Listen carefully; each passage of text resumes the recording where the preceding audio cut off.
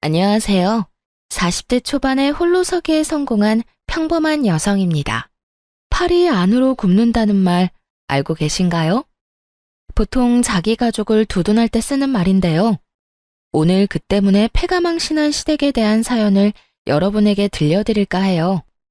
저는 아주 평범한 회사원이었고 남편도 괜찮은 회사를 다니던 맞벌이 부부였어요. 시댁에는 시부모와 시누이가 있었죠. 시누이는 늦둥이로 남편보다 10살가량 어렸어요. 그래서 시부와 남편은 시누가 해달라는 모든 걸 다 해줬죠. 연애할 때는 저보다 동생을 더 챙기는 듯한 모습에 여러 번 싸우기도 했어요. 그래도 시누를 아끼는 남편과 시부를 보며 좋은 감정을 가지려고 노력했어요. 그런데 사람 마음이 그렇게 되지 않더라고요. 알고 보니 시누가 상당히 영악한 아이였거든요. 저희가 결혼할 때만 해도 고등학생이던 신우는 결혼 3년 차에 대학생이 되었어요. 제가 사는 지역에 있는 대학에 입학했다고 하더라고요. 시댁에서 멀어서 자취 이야기가 나오고 있었어요. 극성스럽게도 남편과 시부는 신우가 혼자 살도록 놔두지를 못했어요. 여보, 동생 우리 집에서 대학 다니면 안 될까? 계속 있는 건 아니고 주말에는 본가에 보낼 거야. 다만 혼자 두려니까 요즘 너무 위험한 것 같아서. 어떻게 생각해?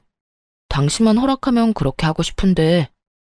당시에 대학가 근처에 강력 범죄 사건이 많았거든요. 그래서 뚝 잘라 싫다고 말할 순 없었어요. 그리고 어차피 결혼했으니 신우와 좀 더 잘 지내보자는 생각으로 알겠다고 말했죠. 아가씨, 우리 집에서 살더라도 내가 다 케어는 못 해줘. 그래도 괜찮으면 오라고 해. 아침 저녁 밥 차려주는 것 정도는 할 수 있고 빨래야 세탁기가 돌리니까 괜찮은데 다른 자잘한 부분은 신경 쓸 수 없을 것 같거든. 그래? 그거면 됐지. 밥 먹이고 빨래만 해주면 돼. 나머지는 동생도 이제 성인이니까 알아서 할 거야. 고마워, 여보. 그럼 동생한테 그렇게 이야기한다. 우리 집이 안전하고 대학과 가깝기도 했고 그때는 아직 아이도 없어서 신우를 돌봐주기로 했죠. 평일에는 우리 집에서 주말엔 시댁에서 지낸다는 조건으로 함께하기로 했어요. 그렇게 남편, 저, 신우 이렇게 셋의 생활이 시작됐어요. 그런데 낙관적으로 생각했던 처음과 달리 점점 불미스러운 일이 벌어지지 뭐예요. 매달 경조사비 명목으로 50만 원씩 뽑아서 안방 화장대 안쪽에 넣어놨었거든요. 그런데 신우가 온 지 2달쯤 지났을 때부터 그 돈이 조금씩 주는 거예요. 처음에는 남편이 가져갔겠지 편하게 생각했어요. 그런데 남편은 가져가면 항상 그 다음날 바로 채워놓거든요. 그리고 돈을 가져가면 가져간다고 이야기를 꼭 해요. 돈이 계속 채워지지 않는 걸 보고 이거 뭔가 문제가 있구나 하는 생각이 들었죠. 꼭 돈만이 문제가 아니었어요. 명품 가방을 딱 하나 가지고 있었는데 특별한 날에만 사용하는 거였거든요. 당연하게도 굉장히 아껴서 들곤 했죠. 근데 친구 결혼식에 가려고 꺼냈더니 스크래치가 나고 오물이 묻어있는 거예요. 그렇게 썼을 리가 없어서 이상하다 싶었는데 웬걸 다음에 쓰려고 봤을 때 더 스크래치가 많아진 거 있죠? 그때 직감했죠. 지금 이 가방을 누가 나 몰래 쓰고 있구나 하고요. 여자 가방을 저 외에 쓸 사람이 이 집에 누가 있겠어요. 그래서 나를 잡고 신우와 남편이 있는 곳에서 말하기로 했어요. 아무래도 신우를 콕 집어서 경고하기는 좀 그래서 남편이 눈치채고 대신 말해주도록 빙빙 말을 돌렸죠. 여보, 화장대에 있는 돈 가져다 썼으면 나중에 꼭 채워 넣어줘. 요즘에 계속 돈이 비더라. 거의 2, 30만 원씩 비던데? 당신 요즘 무슨 문제 있는 건 아니지? 돈이 빈다고? 내가 가져간 거 아닌데? 나는 가져가면 그 다음날에 바로 채워놓잖아. 당신이 착각한 거 아니야? 내가 돈 갖다 놓는데 착각할 일이 없지. 지금 5달째 2, 30만 원씩 계속 비었어. 그러면서 슬쩍 신호를 봤는데 아무 말 못하고 은근슬쩍 자리를 뜨려고 하더군요. 이 와중에 남편 놈은 그게 신우짓이라는 것을 아예 생각도 못하고 있었고요. 미련하게 왜 생각을 못하는 걸까요? 이 집에는 셋뿐이고 신우 들어오기 전에는 돈이 없어진 적도 없었는데 아니면 그만큼 신우를 믿는 걸까요? 몰래 자리를 뜨려는 신우에게 말했죠. 그리고 아가씨도 오빠한테 가방 하나 사달라고 하세요. 몰래 제 가방 가져가서 쓰지 말고요. 그 말에 신우가 딱 잡아떼더군요. 아니에요. 제가 왜 언니 가방을 가져가요? 증거 있어요? 증거는 차고 넘쳤지만 일단 이야기는 안 했어요. 그것까지 다 말하면 이 관계가 아예 끝날 것 같아서요. 대신 신우에게 말했죠. 제가 모르는 영수증이 가방에서 나왔는데 그게 무슨 뜻이겠어요? 다른 사람이 썼다는 거잖아요. 마땅한 증거가 없다고 생각했는지 신우가 당당하게 대꾸하더군요. 그랬다고 제가 가져갔다고 확신하는 건 뭐예요? 저 의심하고 있는 것 자체가 진짜 열받거든요? 당신 지금 뭐 하는 거야? 왜 애를 잡아? 내 동생이 그랬다는 증거도 없으면서 왜 그런 식으로 말을 해? 증거가 왜 없어? 그럼 누군가가 몰래 가방을 썼는데 네가 썼어? 여기 영수증의 화장품 가게 네가 간 거야? 당신이 예전에 쓴 거겠지. 최근 날짜거든? 당신도 알잖아. 내가 그 가방 특별한 날에만 드는 거. 아님 진짜 네가 가져갔던 거야? 너 바람 피우니? 어떤 여자한테 화장품 사줬는데? 본인이 궁지에 몰리자 남편이 그러더군요. 그래, 얘가 좀 썼다고 쳐. 그래도 훔쳐간 것도 아니고 다시 가져왔잖아. 예쁜 가방 들고 싶어서 애가 좀 쓸 수도 있지. 당신이 가져가지 말라고 한 것도 아니잖아. 지금 그걸 말이라고 해?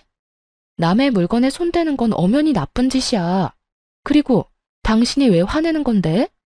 앞으로 그러지 말라 하고 끝내면 될 일을 왜 나한테 책임 전가를 하냐고. 그럼 네가 소중히 여기는 시계 내가 멋대로 쓰고 다 부순 다음 가져와도 돼? 그래도 내 탓 안 할 수 있냐고. 말이 되는 소리를 해야지. 이번 일로 절실하게 느꼈어. 더는 아가씨 우리 집에서 지내게 못하겠어. 그러니까 아버님한테 근처에 자취방 하나 잡아달라고 말해.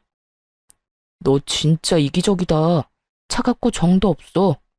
어떻게 내 동생을 내보내라는 말을 해? 이 집이 네 집이야? 반은 내 거잖아. 그래. 그리고 나머지 반은 내 거지. 난 문제 일으키는 사람이랑 같이 못 살아. 그러니까 당신이 알아서 해결해. 내가 왜? 내쫓고 싶으면 네가 말해. 남한테 시키지 말고. 이렇게 이야기하면 시댁 가서 이야기 못할 거라고 착각이라도 한 모양이더군요.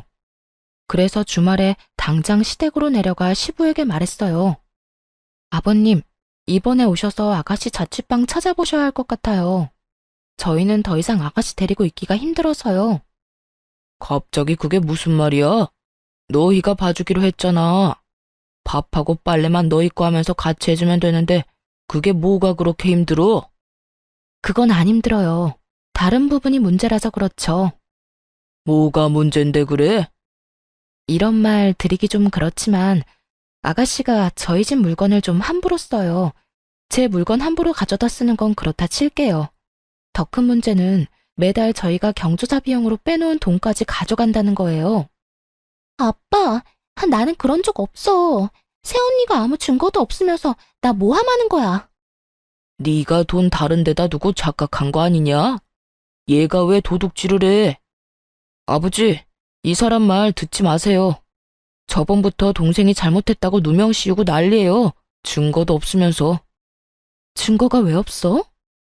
시댁 가족들 다 모인 자리에서 바로 홈캠에 찍힌 영상을 보여줬어요.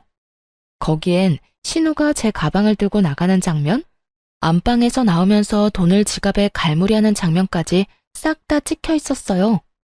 그걸 보자 신우를 도둑으로 몰고 간다며 탓하던 사람들 모두 입을 다물었죠. 그리고 신우는 똥 씹은 표정을 하고 있더군요. 너 당장 그 집에서 나와라. 아빠, 나 잘못한 거 없어. 그거 쓰면 안 되는 건지 몰랐던 거라고. 그리고 돈 가져간 건 용돈이 좀 적어서 그런 거지. 그래서 다음 달부터 알바하려고 생각했어. 진짜야. 시끄러워. 지금 동영상에 네 행동이 다 나왔는데 변명은 무슨 변명이야? 아무 말 하지 말고 오늘 가서 짐 다 챙겨 나와. 시부가 단호하게 신우에게 말했어요. 그렇게 저희 셋은 다시 집으로 향했죠. 그런데 집으로 가는 내내 남편이 구시렁대는 거예요. 당신 진짜 어이없다. 어떻게 애를 상대로 이렇게까지 할 수가 있어? 애가 불쌍하지도 않아? 어떻게 부모님 보는 앞에서 무안을 주고 궁지에 몰아넣을 수가 있냐고. 남편이 편들자 뒤에서 신우가 눈물을 훌쩍훌쩍 짜더군요. 참, 눈물을 흘려야 하는 사람이 누군데 매달 30만 원씩 돈 비어도 5달을 참아주고 아끼는 가방에 흠집이 나도 눈 감아줬더니 말하는 꼴 보세요. 왜 남편한테 저런 이야기를 듣고 있어야 하는지 정말 이해가 안 갔죠. 당신은 내가 잘못했다고 생각하는 거야? 그래서 내가 셋이서 해결 보려고 했잖아. 그런데 시댁에 이야기하라며? 당신이 그래놓고 왜 화가 났는데? 또 다 내 잘못인 거야? 말해봐. 돈 빈 거 채워넣은 것도 나고 아끼던 가방 하나 잃게 생긴 것도 나야. 이 집에서 제일 잃은 게 많은 사람은 난데 왜 화를 내면 안 돼? 그리고 잘못을 했으면 잘못했다고 인정을 해야지. 그럼 깔끔하게 끝날 일이잖아. 그걸 못해서 가족들 앞에서 창피를 당한 게 어디 내 탓인가? 당신이며 시부모님이며 애를 오냐오냐 키우니 이러지. 애가 무슨 짓을 해도 혼 안 날 거라 믿고 저렇게 나쁜 짓을 하잖아. 잘못된 걸 알려주지 않고 두둔만 하는 당신이랑 아버님이 제일 잘못됐다고 봐. 분명히 나중에 문제될 거 뻔한데 당신 가족들만 모르잖아. 당신이 그렇게 잘났어? 남 잘못한 거 콕콕 집어주면서 무안하게 만드는 건 잘하는 일이야? 동생한테 잘 이야기해서 해결할 수도 있는 일을 왜 이렇게 크게 버리는 거야? 그리고 돈은 이제 현금으로 놔두지 마. 돈이 보이니까 애한테 가져가고 싶은 마음이 생기는 거잖아. 넌 불안한 마음도 안 들어? 네 동생한테 그 정도 자제력도 없다는 거야. 눈에 보이는 돈 갖고 싶다고 가져가면 직장에서는 어떨 것 같아? 잘 좀 생각해라. 진짜로 네가 네 동생 앞날 생각하면 따끔하게 야단쳐야 하는 거야. 지금 나한테 이럴 게 아니라. 그저 동생 감싸기에 급급한 남편놈과 저를 째려보는 신우. 답도 없는 두 명 때문에 한숨만 푹푹 쉬어댔어요. 돈 욕심도 많은데 반성은 전혀 하지 않는 신우의 미래가 뻔히 보였으니까요. 가족들이 저 모양이니 고칠 수 있는 기회도 없을 테고요. 신우와 가깝게 지내야겠다는 생각은 버리기로 했어요. 마침 그 생각에 신우가 확신을 주더군요. 집에서 짐을 챙겨 나간 뒤부터 장문의 문자를 보내기 시작했거든요. 언니가 무슨 자격으로 나를 내쫓아요? 거기는 우리 오빠 집이에요. 나는 함정에 당한 거라고요. 왜 카메라를 달아놓고 이야기 안 했어요? 나 골탕 먹이려고 그런 거죠? 그게 있다고 들었으면 그런 식으로 돈 빌려가려고는 안 했을 거예요. 이런 식의 어이없는 말들이었죠. 당연히 그 뒤에는 제 욕도 덧붙여져 있었고요. 새언니라고 부르기도 역겨워서 이제는 아줌마라고 부를게요. 아줌마, 저 아줌마 절대로 용서 못해요. 우리 오빠랑 헤어지도록 만들 거예요. 그리고 이런 식으로 신우 골탕 먹이는 거 아줌마네 엄마도 알아요? 나중에 아줌마도 나처럼 가족들 앞에서 죽을 만큼 부끄럽게 될 줄 알아요. 하긴 아줌마네 가족도 똑같이 뻔뻔하겠지. 안 그래요? 오빠는 왜 이런 사람이랑 결혼했는지 몰라? 2번 다시 내 앞에 얼굴 보이지 마세요. 하나부터 10까지 일방적인 비방만 가득한 문자였습니다. 그리고 자기가 잘못했다는 말은 하나도 없더군요. 답장은 단 한 번도 보낸 적 없어요. 처음에는 허공에 대고 쇼하는 것 같았는지 더 심한 욕설을 보냈는데 다 무시했더니 그 뒤로는 보내지 않더군요. 대신 그 문자와 전화 내용을 고스란히 저장해뒀어요. 언젠가는 쓰일 거라는 생각이 들었거든요. 그렇게 신우와는 사이가 멀어졌어요. 동시에 시부모와도 서먹해졌죠.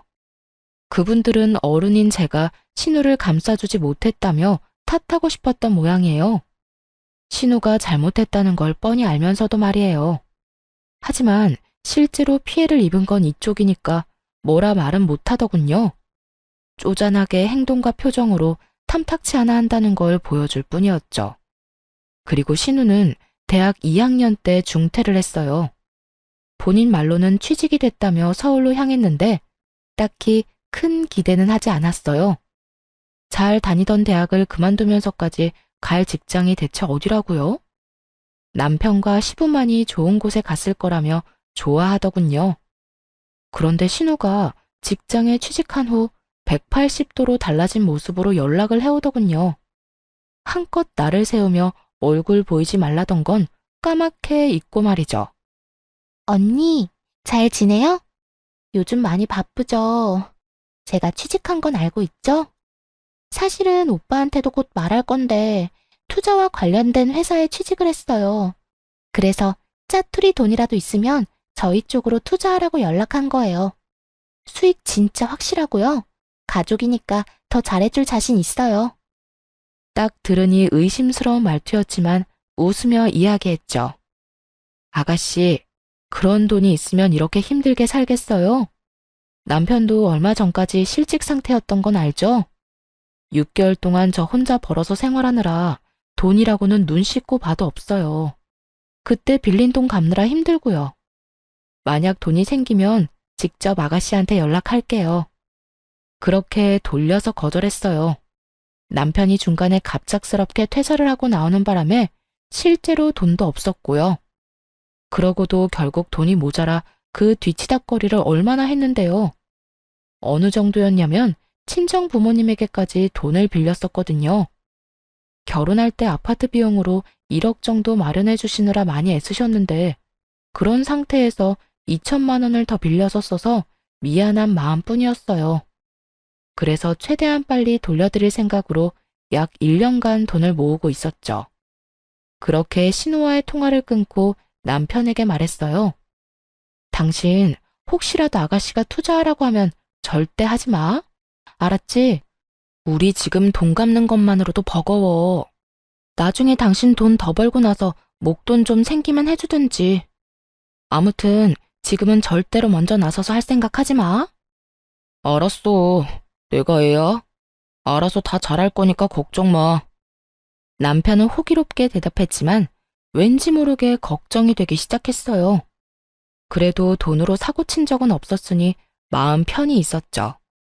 그런데 며칠 후 시부가 잠깐 시댁에 오라고 하더군요. 할 말이 있다고 말이죠. 무슨 일일까 하면서 갔더니 정말 어이없는 말을 꺼냈어요. 막내가 일하러 서울로 갔는데 자취를 해야 한다고 하네. 전세보증금 좀 빌려달라는데 우리도 돈이 별로 없어.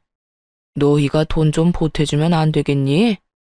그냥 달라는 건 아니고 빌려달라는 거야. 두 사람을 데려다 놓고 말하고 있었지만 실상은 저한테 하는 말이었어요. 남편이었다면 말할 것도 없이 무조건 빌려줬을 테니까요. 그래서 딱 잘라 거절했죠. 아버님, 죄송한데 안 될 것 같아요. 결혼 후에 남편이 실직하고 힘들 때 친정에서 돈을 좀 빌렸었거든요. 원래 쓸 곳이 있는 돈이어서 저희가 빨리 돌려드려야 해요.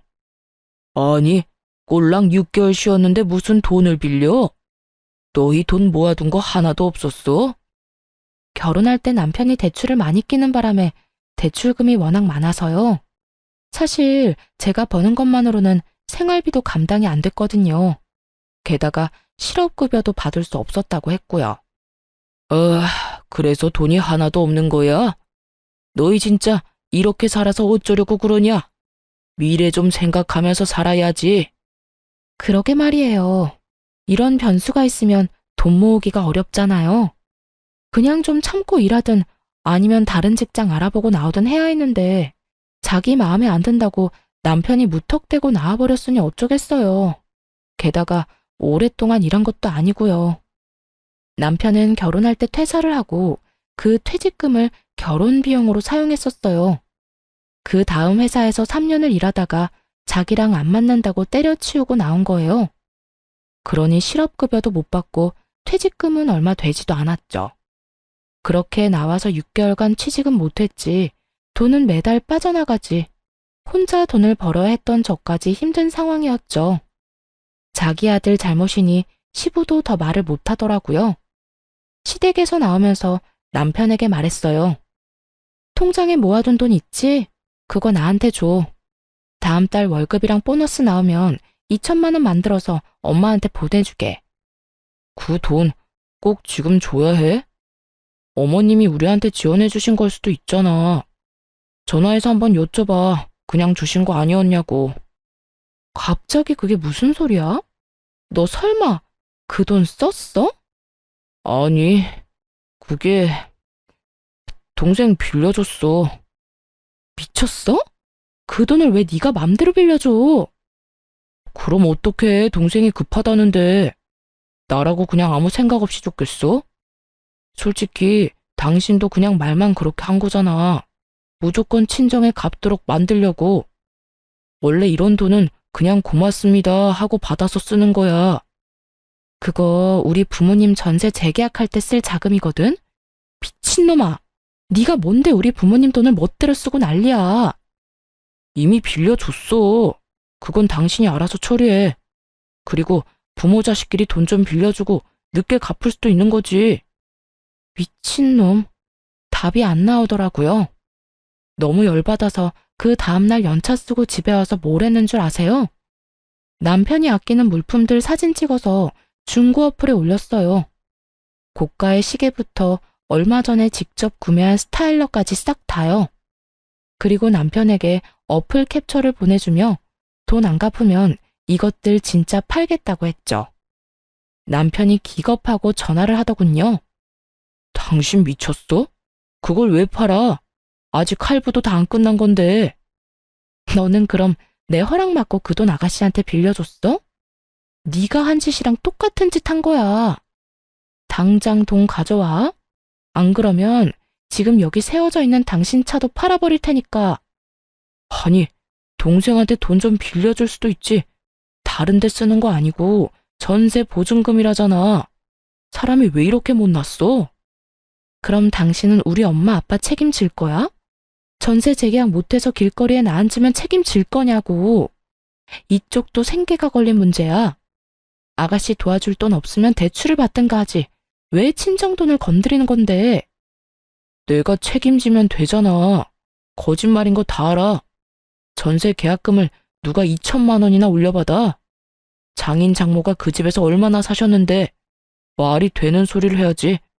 네가 친정에 돈 갚아주고 싶어서 그러는 거지? 네가 책임진다고? 그래, 그렇게 되면 책임진다고. 그러니까 내 물건들 팔 생각 절대 하지 마. 어쨌든 돈은 절대 못 돌려준다 이 말이지? 대신에 책임진다고. 뻔뻔한 남편의 말에 너무 열받았어요. 책임지겠다? 말은 누가 못해요. 그래서 친정 부모님한테 우리 집으로 들어오시라고 했어요. 전세 재계약 기간이 2달 정도 남긴 했는데 그 전에 돈을 돌려받아야 하잖아요. 부모님이 집으로 오시니 남편놈 얼굴이 가관이더군요. 당장 들어오실 줄은 생각도 못했던 것 같더라고요. 책임진다며. 앞으로 2달 안에 돈 안 주면 이렇게 계속 살 거야. 얼굴 좀 보고 익숙해지라고 부모님 불렀어. 아이고, 이서방. 잘 부탁하네. 빌려간 돈만 돌려주면 우린 다시 돌아갈 거니까 너무 걱정 말고. 자네가 어련히 다 알아서 잘하게 했지. 그렇지 않은가? 친정아버지 말에 남편놈이 열받아서 저를 끌고 밖으로 나가더군요. 당신 미쳤어? 장모님이랑 장인어른을 여기 데려오면 어떡해? 책임진다며. 돈 안 갚는 대신에 책임진 데서 모셨어. 당신 말대로 했는데 뭐가 문제야? 아, 당신 진짜 너무한다. 동생한테 빌려준 게 그렇게 고가웠어? 이해해줄 때도 됐잖아. 난 이해 못하겠으니까 혼자서나 이해하시고요. 돈이나 다시 달라고 해. 허락도 없이 남의 돈으로 선심 쓴 주제에. 돈 넘지 마. 너 이 돈 받아가면 우리 이혼이야. 아무리 그래도 이건 좀 아니지. 나도 여태 많이 참았어. 네가 내 욕하고 우리 집 무시한 거 모를 줄 알았어? 이미 동생한테 이야기 다 들었거든. 그나마 당신이 우리의 엄마라서 여태 참았던 것뿐이야. 맹세코 신우에게 그런 이야기를 한 적 없어요. 솔직히 하고 싶은 말은 너무도 많았지만 참은 거죠. 남편 욕이 제 얼굴에 침 뱉는 것밖에 안 된다는 걸 아니까요. 그래서 친구나 가족한테 말도 못하고 끙끙 앓을 수밖에 없었어요. 게다가 사이가 나빠서 연락도 안 했던 신우한테 그런 이야기를 했다? 신우 연락은 무시하면 무시했지 누가 붙잡고 미주알 고주알 이야기한대요? 그러고 싶은 마음조차 없었는데 이런 말을 들었다 하니 참 웃긴 일이었죠. 신우가 없는 말 만들어가며 이간질 시킨 게 분명해 보였어요. 한창 욕이 가득한 문자 보내던 때 이혼시키겠다고 으름장을 놓았었잖아요. 그런데 그게 오해라고 남편 놈을 설득시키고 싶은 마음이 없어졌어요. 오히려 제 쪽에서 이혼 이야기를 꺼내고 싶었거든요. 이렇게 살다간 진짜 화병으로 죽는 게 아닐까 하는 생각이 들었으니까요. 그래? 그럼 증거 가져와. 나도 증거 모아서 이혼 소송할 테니까 어디까지 가나 한번 해보자고. 그러자 남편이 입술을 깨물며 눈을 질끈 감더군요. 자기는 진심이 아니고 홧김에 그냥 한 말이었다는 양 말이죠. 진짜 이혼하겠다고? 미쳤어? 와, 이젠 부정도 안 한다 이거지? 알았어. 소송하자면 누가 무서워할 줄 알고? 그렇게 치열한 이혼 소송에 들어갔어요. 정말 피말리고 힘든 시간들이었어요. 최대한 많은 권리를 가져오려고 얼마나 노력을 했는지. 집 살 때 낸 돈, 친정에서 빌린 돈, 위자료, 양육권의 친권까지 하나도 놓치지 않고 챙기느라 정말 힘들었어요. 그나마 다행이었던 건 그걸 다 챙길 수 있었다는 거였죠. 사실 증거는 차고 넘쳤거든요. 신우가 저를 무시하고 욕한 문자는 수두룩했지만 제가 시댁을 욕하고 무시했다는 문자는 전혀 없었으니까요. 하지도 않은 일에 증거가 있을 수는 없었으니 당연한 결과였죠. 그렇게 남편과는 깨끗하게 이혼했어요. 받아낸 돈과 친정 전세금을 합쳐서 도시 외곽에 전원주택을 사서 들어갔어요. 아이는 부모님과 함께 키우며 제가 버는 돈의 반을 들여 생활했고요.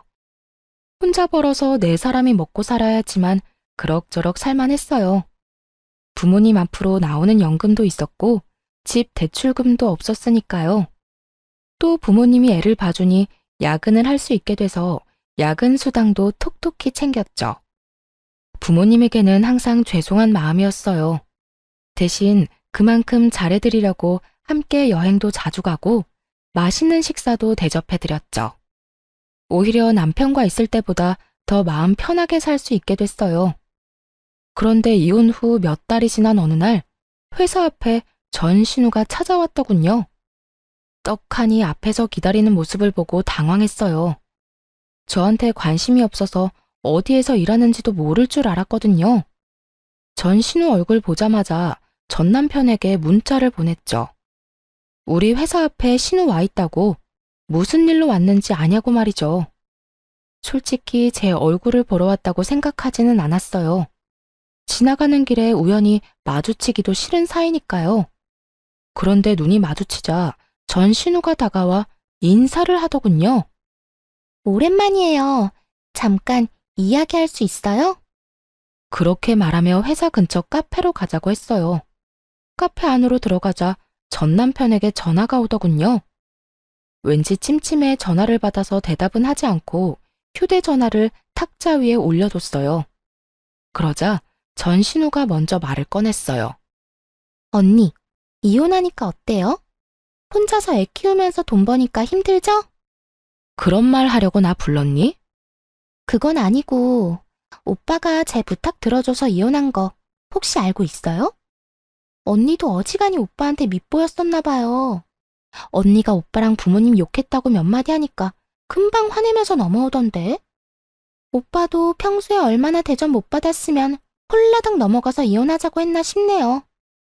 사실 제가 한마디만 더 하면 오빠 마음 다시 바꿀 수 있어요. 저 때문에 이혼까지 바로 한 거잖아요. 아무리 봐도 지금 언니 힘들게 지내는 것 같은데 오빠랑 다시 잘해보고 싶으면 나한테 돈 좀 줘요. 그럼 우리 오빠랑 재회하도록 해줄게요. 그때 그 일이 오해였다고 하면 오빠도 마음 돌리지 않겠어요? 그 이야기 듣는데 헛웃음이 다 나오더군요. 뭐? 오빠랑 다시 살게 해줘? 맞아. 우리가 이혼한 건 너 때문이긴 하지. 근데 네가 한마디 했다고 헤어진 건 아니야. 네가 우리 사이 이간질하는 거짓말 했을 때도 이미 알고 있었어. 오해라고 말할 수 있었는데 안 했다고. 이혼은 내가 더 하고 싶었거든. 그리고 내 안에 네 오빠에 대한 마음 같은 건 이제 하나도 없거든? 진짜 새끼 손톱만큼도 남은 게 없어. 나한테 와서 이렇게까지 말할 정도면 너도 어지간히 돈이 급하긴 했구나. 근데 어쩌지? 돈 빌려줄 생각 전혀 없어. 그러니까 구걸하고 싶으면 다른 데서 해. 그렇게 말하자 전신우가 눈에 불을 켜고 달려들더군요. 구걸? 내가 왜 구걸을 해요? 나는 단지 언니랑 오빠를 다시 이어주고 수고비로 좀 받으려고 한 것뿐인데? 누가 이어지고 싶댔니? 그리고 너 아직도 무슨 투자회사라는 곳에서 일해? 그때 엄청 좋은 데로 가지 않았어? 네 말대로 투자해서 돈 많이 벌었을 텐데 이건 무슨 상황이야? 할 일도 없이 이혼한 오빠 전처 찾아와서 어이없는 말이나 하고 뭐 하는 거냐고. 그건 언니가 상관할 일이 아니죠. 지금 나보다 언니가 더 급한 거 아니에요? 내가 얼마나 돈 많이 버는지는 알아요? 아무것도 모르면서 입 놀리지 마요. 그래. 그런데 나한테까지 와서 돈 달라고 하는 거 보니까 다 알겠네. 어디 또 무슨 이상한 다단계 회사에 걸렸겠지. 지금 본전도 못 찾고 넣기만 하고 있나 봐. 더 이상 할 말 없지? 그 말을 하며 탁자에 놓여있던 핸드폰에다 말했어요. 당장 네 동생 데리고 가. 말도 안 되는 얘기 늘어놓는 거 당신도 들었을 거 아냐. 그 말을 하자마자 카페 문이 열리면서 전 남편과 전 시부가 들어오더군요. 아까 문자로 장소도 함께 보냈는데 이렇게 일찍 도착한 걸 보면 바로 여기로 향한 모양이었어요. 그런데 두 사람 몰골이 참 상거지가 따로 없더군요.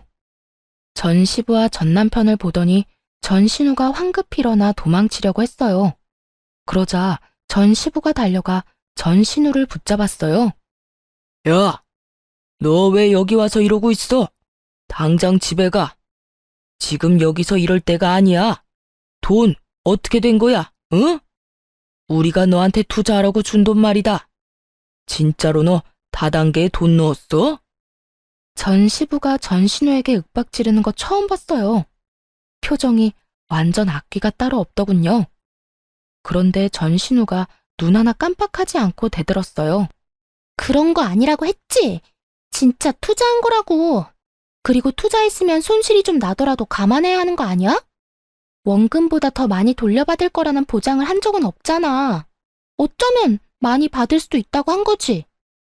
쓰레기 입에서 나온 쓰레기 같은 말에 저도 모르게 풋 하고 웃어버렸어요. 그러자 전 남편이 그러더군요. 미안하다. 얘 찾고 있는 중이었는데 연락해줘서 고마워. 애는 잘 크고 있지? 잘 크고 있어. 아빠라는 단어는 입 밖에도 안 꺼내니까 당신이 걱정할 필요는 없고. 근데 동생은 왜 찾고 있었던 거야? 전 남편은 난감한 듯 한숨을 푹 쉬며 말하더군요. 그게 돈을 좀 많이 빌려줬는데 그 뒤로 잠수를 탔거든. 그 바람에 아버지가 많이 고생하셨어. 그래서 당신 연락 받자마자 아버지랑 같이 온 거야. 그런데 나 궁금한 게 하나 있는데 당신 동생이 나랑 당신 사이 이간질한 거 알고 있었다며. 그런데도 왜 나랑 이혼한 거야? 그걸 몰라서 물어? 동생 자취해야 한다고 우리 집에 줘야 할 돈을 멋대로 동생한테 줘버렸잖아. 당신이 나 몰래 돈 빼돌려서 쓸 사람이 아닌데 말이야. 당신 가족 모두 당신 동생한테 간이며 쓸개며 다 빼줄 것처럼 구는데 딱 봐도 조만간 집 망하겠구나 싶었지. 게다가 신우가 우리 집에서 벌인 일도 있었고. 나는 신우를 못 믿었고 당신은 신우를 너무 믿었던 거야. 그 거리를 도저히 메울 수가 없겠더라고. 게다가 신우가 돈 좀 빌려달라고 투자하라고 말할 때부터 불안했어. 사이가 안 좋은 나한테도 그러니까 욕심이 많구나 하는 생각도 들었고, 당신이 그게 오해였다고 한마디라도 말했으면 난 이혼 안 했을 거야. 전 남편이 한껏 억울한 듯 소리를 지르며 말하더군요. 그의 힘껏 고개를 저으며 말해줬죠.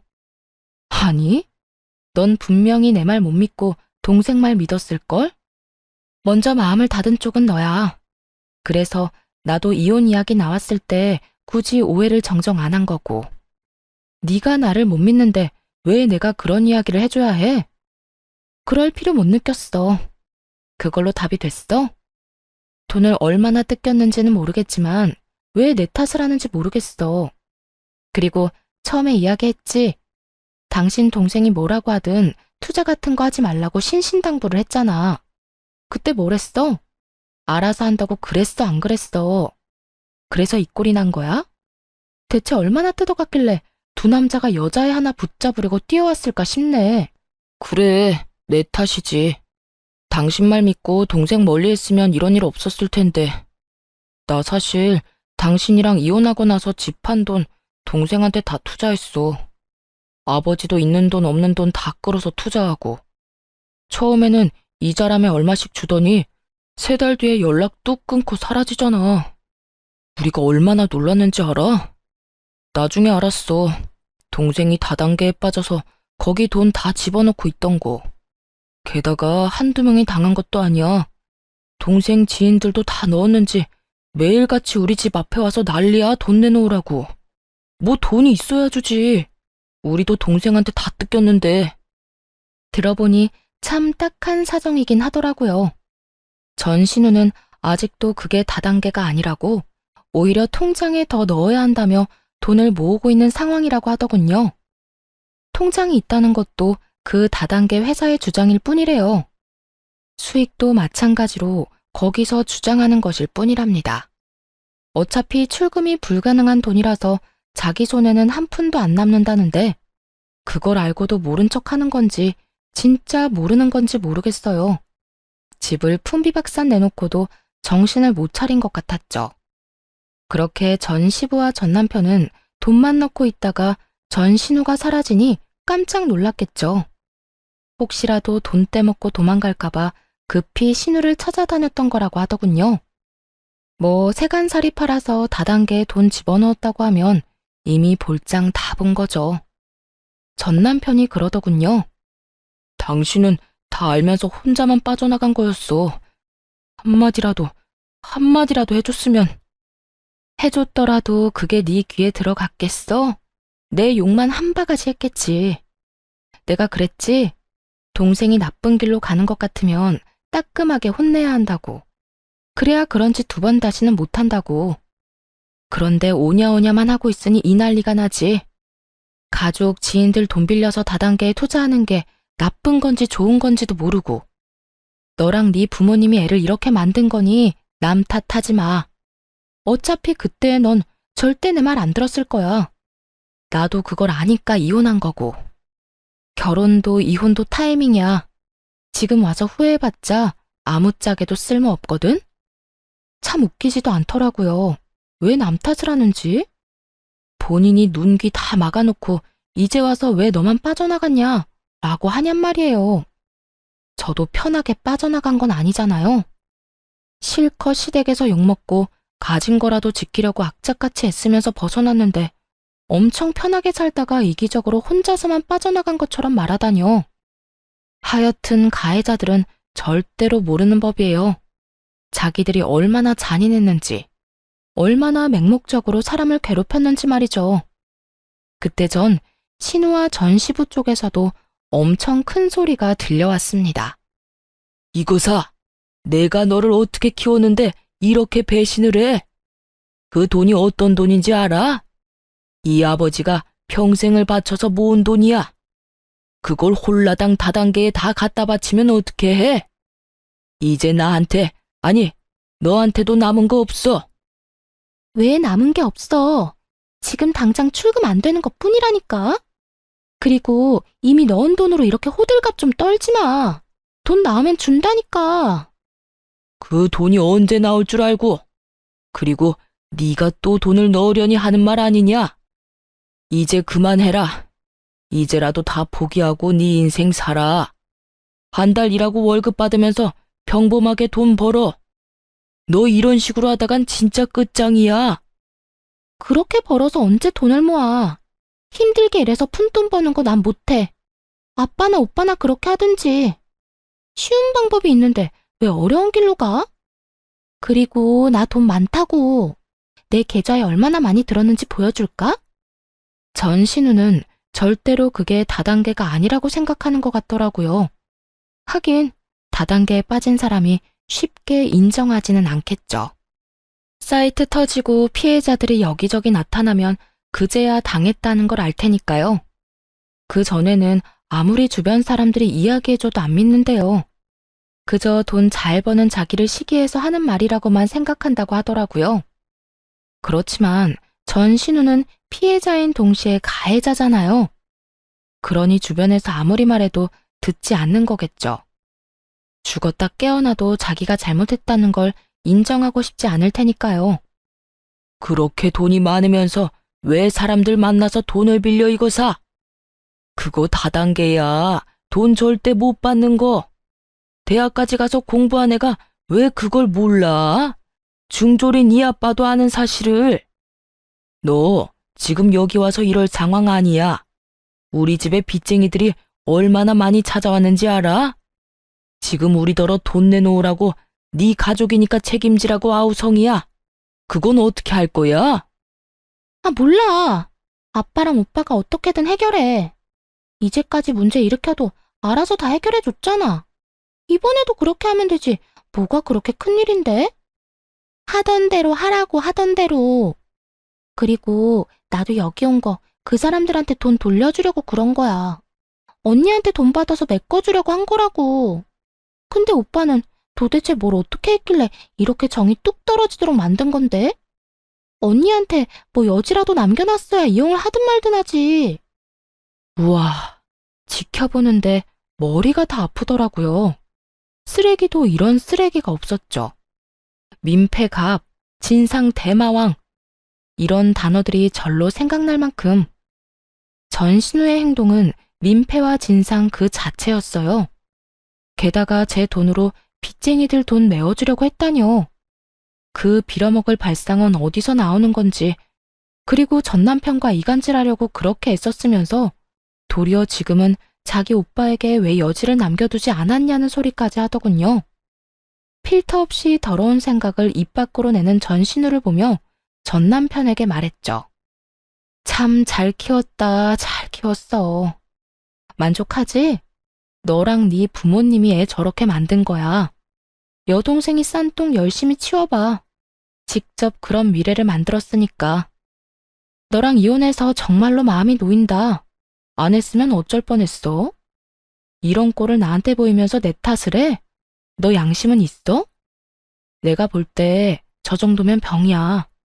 정신병원 입원이라도 알아봐야 하는 거 아니야? 하긴 말 안 해도 네가 잘 알아서 하겠지. 난 상관없는 사람인데 신경 쓸 필요는 없지. 전 남편은 쪽팔린 듯 고개를 숙이고 손바닥으로 연신 마른 세수만 하고 있더군요. 그런 아수라장을 두고 밖으로 나가며 전 남편과 전 신우에게 경고했어요. 이런 식으로 한 번만 더 찾아오면 만나주지 않고 경찰에 신고부터 할 거야. 그러니까 앞으로 연락하지 마. 이런 쓸데없는 데 시간 뺏기고 싶지 않거든. 지지고 볶고 싸우고 싶으면 가족들끼리 알아서 하라고. 그 뒤로 한두 달 뒤에 전 시댁 소식을 대충 듣게 됐어요. 전 신우는 제 말대로 정신병원 상담하고 입원하게 됐다고 하더군요. 본인도 어떻게 할 수 없다는 걸 잘 알고 있었던 것인지, 아니면 빚 독촉하는 사람들에게 돈 갚을 길이 없으니 도망간 것인지 모르겠지만 스스로 입원을 결정했다고 했어요. 남은 피해자들만 억울하게 된 거죠. 그리고 전 남편과 전 시부는 월세 들어 살면서 힘들게 빚 갚고 있다고 들었어요. 전 신우에게 있는 돈 없는 돈 다 퍼준 결과죠. 전 신우는 가족들 생각 안 하고 영혼까지 끌어다 다단계에 넣었던 거고요. 전 시부모는 자식을 제대로 못 키워서 결국 본인들이 일군 모든 걸 잃게 됐어요. 전 남편도 동생이 옆에서 소곤거리니까 확인도 안 하고 이혼했으니 졸지에 돌싱남의 거지남이 되었고요. 이거 보세요. 문제가 생기면 다른 사람들이 어떻게든 책임져주고 오냐오냐 해주는 통에 신우는 다단계라는 위험한 길을 고르는 최악의 선택을 했죠. 잠깐은 좋았겠지만 그 결과는 어땠나요? 결국에는 빚만 잔뜩 지고 사람들에게 쫓기기나 하는 인생이 되었잖아요. 내 가족이 소중한 건 너무나 당연하지만 그럴수록 지켜야 할 성과 예의를 잘 가르치는 게 중요하다고 생각해요. 이렇게 팔이 안으로 굽다가 결국은 패가망신하게 된 사람들도 있잖아요. 옆에서 아무리 말려도 듣지 않는다면 혼자서라도 빠져나오세요. 그게 제일 현명한 방법일 테니까요. 만약 여전히 결혼 생활을 유지하고 있었다면 저런 꼴을 직접 당했겠죠?